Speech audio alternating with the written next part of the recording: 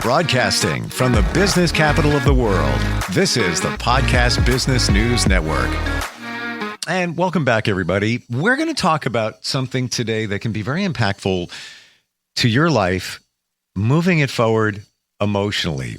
And if you've been dealing with some challenges, even with relationships or just kind of feeling stuck, you might want to get in touch with some of the parts of your personality. Now, we talked about that briefly last time I got together with this gentleman. Today, we're going to dig even deeper into that and talk about building somatic and relational awareness with the parts of our personalities and how that can help you and even support you when it comes to some of the traumas that we've been through. And we've all been through them. There's no doubt. If you think you haven't been through some kind of trauma from your past, you're probably wrong about that. He is a certified IFS therapist, also practices EMDR, PRT, and his practice is called Beyond Words Psychotherapy. And so great to have him back with us. I am talking about Scott Moresi. Welcome back, Scott. How you doing today? Thanks so much. Yeah, I'm doing well, Steve. How are you doing? I'm good. I'm glad you're back here. And it's interesting. When we got together last time, I had just heard of this word parts when it comes to our personalities. And apparently we have different parts to our personality.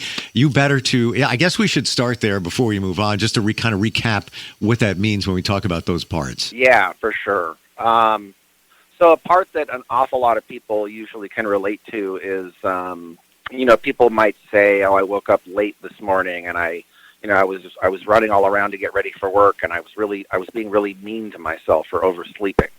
That's an interesting statement, right? I was being mean to myself. People say things like that a lot, and so that's where something like IFS and parts work comes in, because it doesn't really make sense that we'd be mean to ourselves. That's not actually. From an IFS perspective, that's not what's happening. There's an actual part of us that has a kind of ego identity that we might call a critic part that is distinct with its own collection of thoughts and feelings, body sensations, beliefs, and memories. And when that critic part comes online, it informs that part in very specific ways.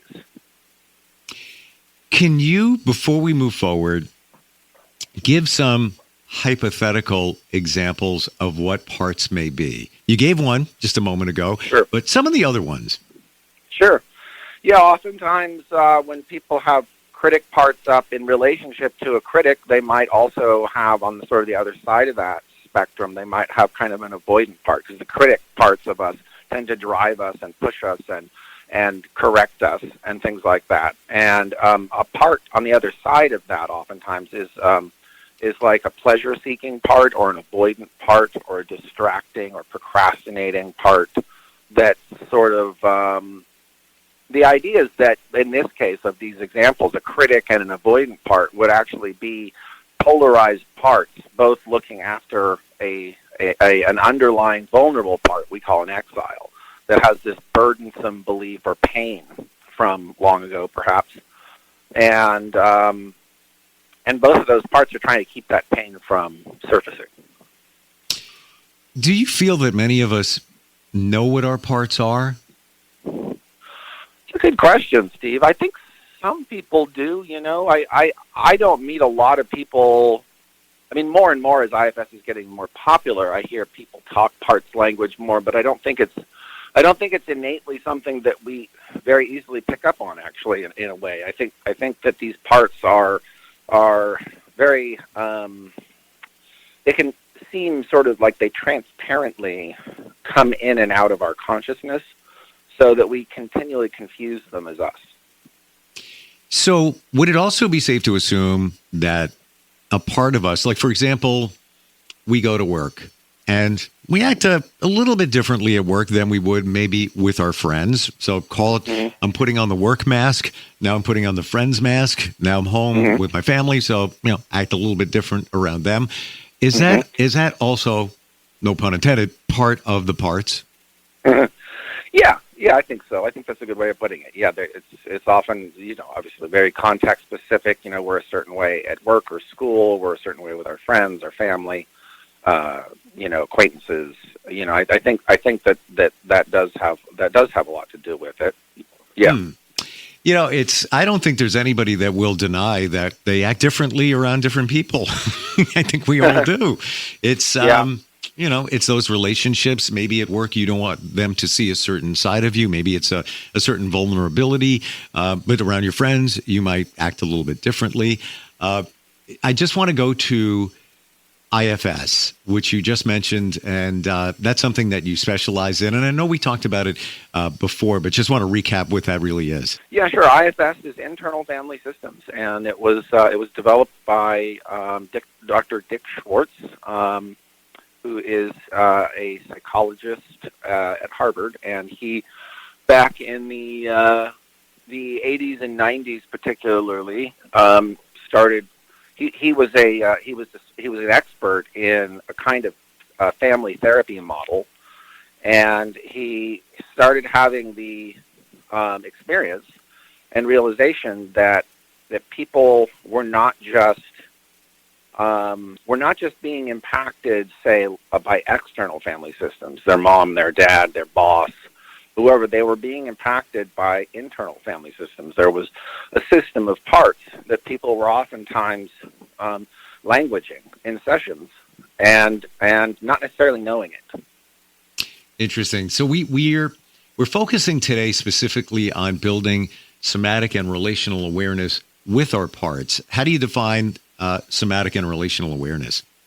Yeah, good question. So when, let's say an angry part comes up, someone says something or does something, and it makes us feel protective of ourselves. It makes us feel protective of underlying more vulnerable parts of ourselves. And so that angry part is thought to come out as a protector.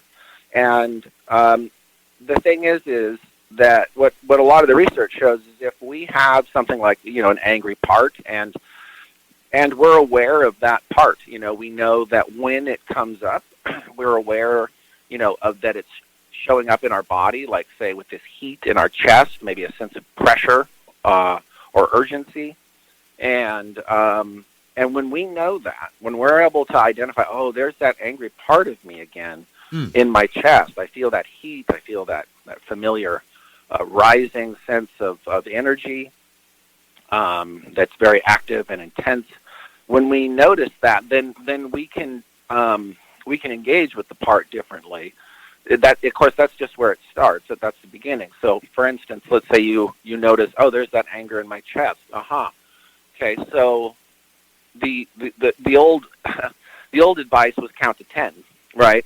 That's not bad advice. I mean, counting to 10 and trying to relax a little bit is not a bad thing, but it doesn't help us actually develop a relationship with that part. So, say you notice the anger in your chest, and then you do something which is counterintuitive. You notice while that part is angry and upset or frustrated about what your boss said or whoever said, you might notice, if you're able to, how you're feeling towards that part.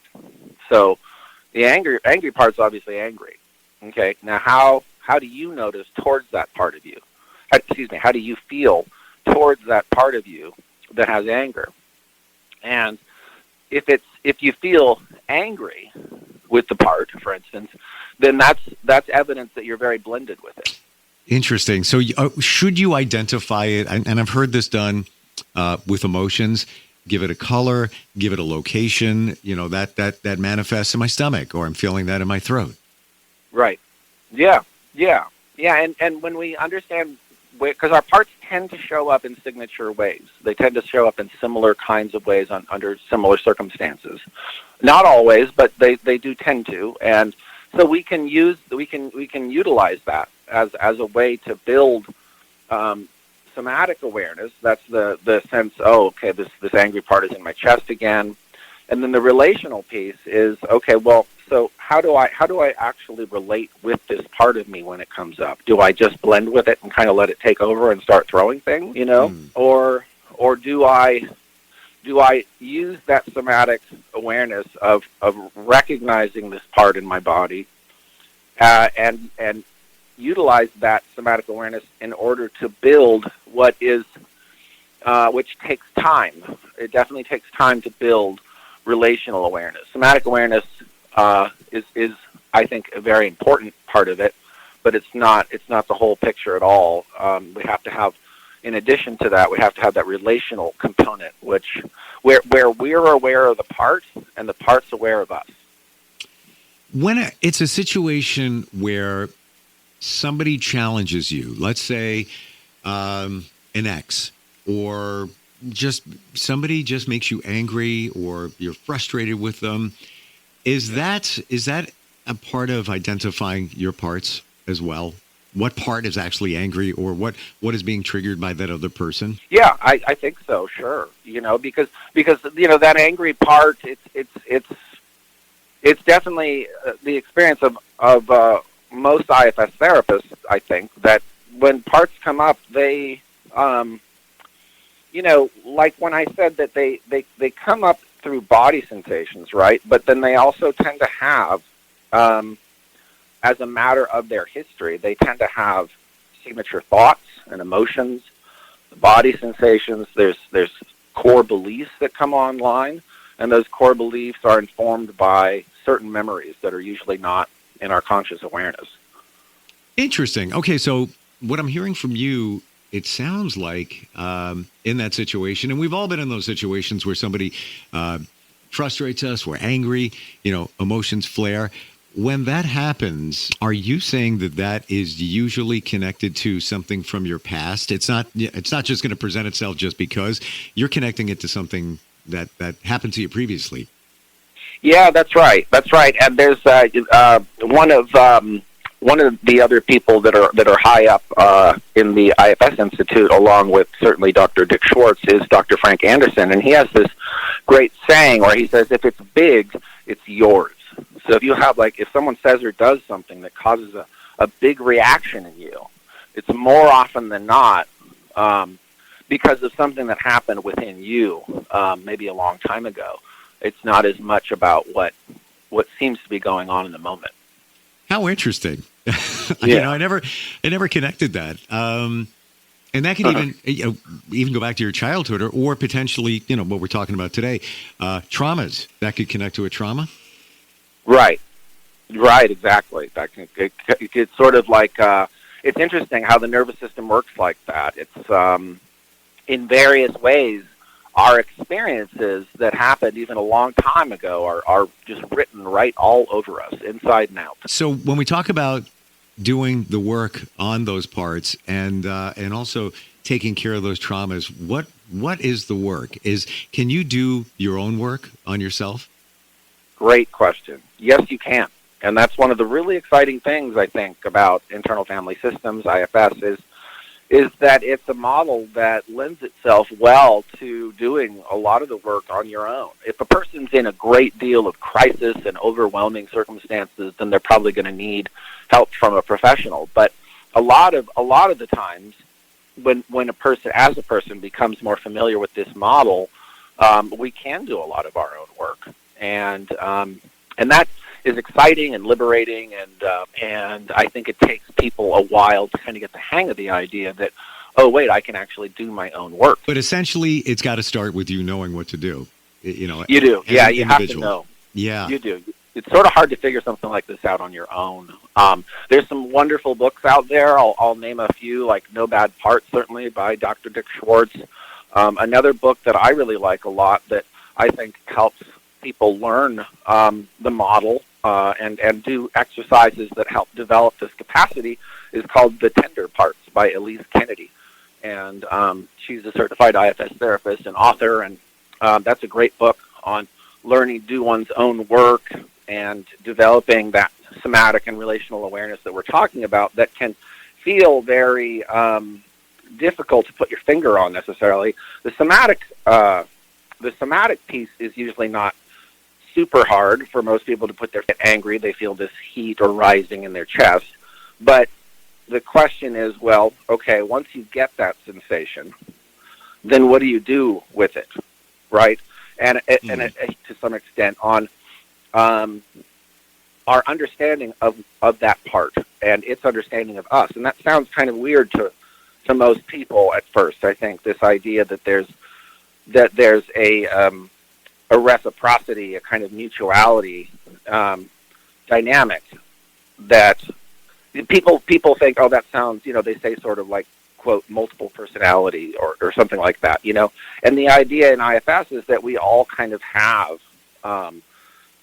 a kind of multiple consciousness, and that it's not bad or wrong or pathological or anything like that. It's totally normal, and IFS is helping to kind of make good use of that normalcy. Can you, and I know that every situation is different, everybody's parts is different or are different. Can you give an example of an exercise that would support somebody, maybe give a hypothetical situation and then what they might do to support that situation involving that part? Sure thing. Yeah. Oftentimes I think it's really helpful to understand parts and systems. So like, for instance, a common kind of trauma system is underlying protectors like critics and procrastinating parts. Underlying that is usually a wounded part we call exiles.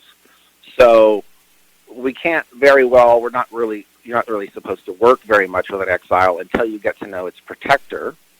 And so, for instance, if you know, for instance, that you have a part of you that is very kind of top-down and heavy-handed and drives you a lot with a lot of high expectations and high standards, like a perfectionist part or a critic, that part is usually doing that because underneath of that is a belief, a feeling, an experience of a young part that believes it's not worthy, it's not good enough. And so if we know that we have a part of us that drives us to be better, because underneath it's compensating for a part of us that doesn't feel good enough, then that's useful information. That's helpful to know, so that when we start to feel not good enough and we feel the rise of that critic part, then we can work with that system. And when the critic gets too heavy-handed, and it gives way to procrastination and distraction and pleasure-seeking or just checking out, then we can track that too. So we can sort of know where we are in that three-part system. Oh, I noticed my exile's pretty stirred up, which is feeling kind of not worthy and not good enough.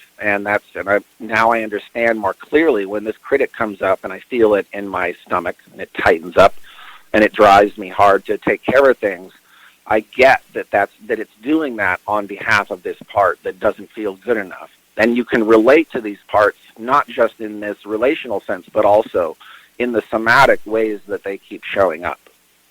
Well, what you're describing in that somebody not feeling worthy enough, good enough, isn't that a classic? Isn't that truly one of the we all, I would even venture to say we all deal with that challenge at one point in our lives? I think so. Yeah, I think it's pretty universal. Yeah, it's a shame that that has been instilled in pretty much all of us. But then that goes back to call them the traumas, big T traumas, little T traumas from our childhood. And there's a part that we might not even realize that we're walking around with. That's right. Yeah, and it doesn't know that we're here, which is what it all ultimately comes down to, Steve. Is how do we discover, first and foremost, that we're a resource for our parts? And as we discover that we're a resource for our parts, they discover it too, because that's what they're looking for. They're looking for us to be the viable and available resource that we are, but don't know it yet.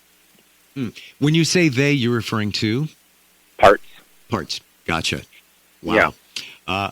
I know this potentially can sound complicated, but it really is a game changer once you identify. And I've heard this word, parts, probably about a year ago, and then I was intrigued, and right away, I mean, the first thing you go to is like, multiple personalities, but that's not what we're talking about. We're just talking about different parts of your personality, right? That's right. Yeah, that's right. Exactly.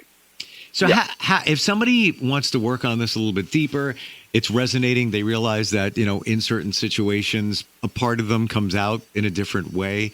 How does it work with you? And is it always IFS that you utilize to help somebody? That's a great question. Over the years, Steve, I started about 16. Well, I started as a therapist about 20 years ago, but I started. My first trauma approach that I learned was called TFCBT, or trauma-focused cognitive behavioral therapy, and that was really useful as a cognitive approach. But then I learned Hakomi, which is another kind of school that informed the development of IFS to some extent. And then I got certified in EMDR, and I did that for many years. And then I studied IFS informed EMDR, which is a sort of parts-based EMDR. And then I just kind of went all in on IFS, because I started realizing the longer I did IFS and the longer I've done it, the more sort of that's what people want. They want that. They want the experience of something that is relational as a means of change, because we're inherently relational. And EMDR is great. I'm not saying anything against EMDR. It does wonderful things, but it's not a terribly relational process compared to doing something like IFS, which is.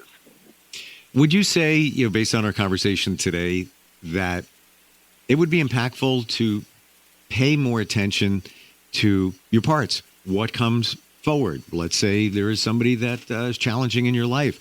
What part of you is being triggered? What is presenting itself? And then identify a little bit deeper what it feels like, where it's coming from, give it a color, whatever it might be. Would you say that that's a good starting point?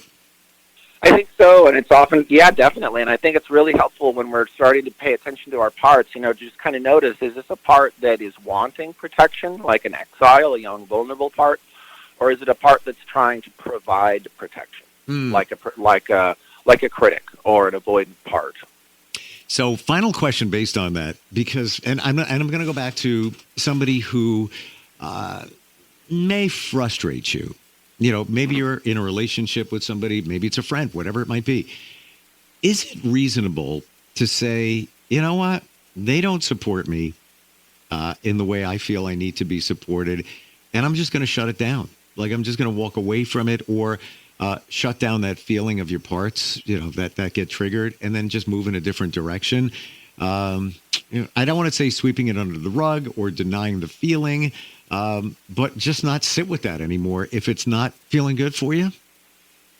Yeah, definitely. I mean, if there's a person, or a relationship of some kind that's causing too much pain and it's overwhelming someone's system, then they should probably take some time away from that relationship to give themselves the opportunity to build what we're talking about today, that somatic and relational awareness, that mutual somatic and relational awareness. I do want to emphasize that piece, that it's not just us being aware of our parts. As strange as it might sound, it's also, as we build our awareness of our parts somatically and relationally, that builds their awareness of us. Interesting. Wow. I know for some this is a little bit deep, but it is fundamental now that we talk about it, because this is what we're doing on a daily basis and not realizing what's coming forward. That's right. And I don't know if I music drops in my mind, and I don't know if I alluded to the song Stranger by Billy Joel. Oh, no. So when you look at the lyrics, it's basically saying, there's a mask that we put on at different times of the day in our life. Cool. One lyric says, I'm going by memory here, but, come home to somebody that you don't even realize who they are. And that song speaks to me in talking about your parts, and some of those parts within our personality, i.e. the song, could be a stranger. You're not even aware of that part of you. So it's kind of foreign, right? Unless you identify it like we're talking. Scott, what's the best way to connect with you if somebody wants to reach out? Sure thing. Yeah, you can find me on YouTube or on Instagram. You can just go to beyondwordspsychotherapy.com, or you can give me a call at 510-735-8868. I'd love to talk with you. Awesome. Great talking with you today. Really appreciate it. You too. Thanks, Steve. Looking forward next time. We're coming right back.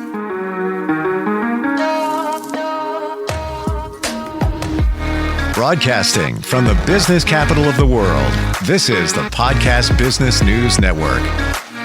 Adopt US Kids presents Multiple Choice Parenting. Your daughter just had her first breakup. Do you A, put yourself in her shoes? How could he do this to you? And for Sheila, she has split ends. B, console her? Oh, sweetie, this is going to happen a lot. 4, maybe 5 more times before you get married. C, take charge? Got to get this all straightened out. Give a little talking to, man to man, mano a mano. Hey, Steve! It's now a good time? No? Okay, no problem. Bye. Or D, help her find a new boyfriend? I know a great place to meet boys. The internet. Nice, single boys. Never mind. How about some ice cream? As a parent, there are no perfect answers. But you don't have to be perfect to be a perfect parent. Thousands of teens in foster care will love you just the same. For more information on how you can adopt, visit adoptuskids.org. A public service announcement from the U.S. Department of Health and Human Services, Adopt U.S. Kids, and the Ad Council.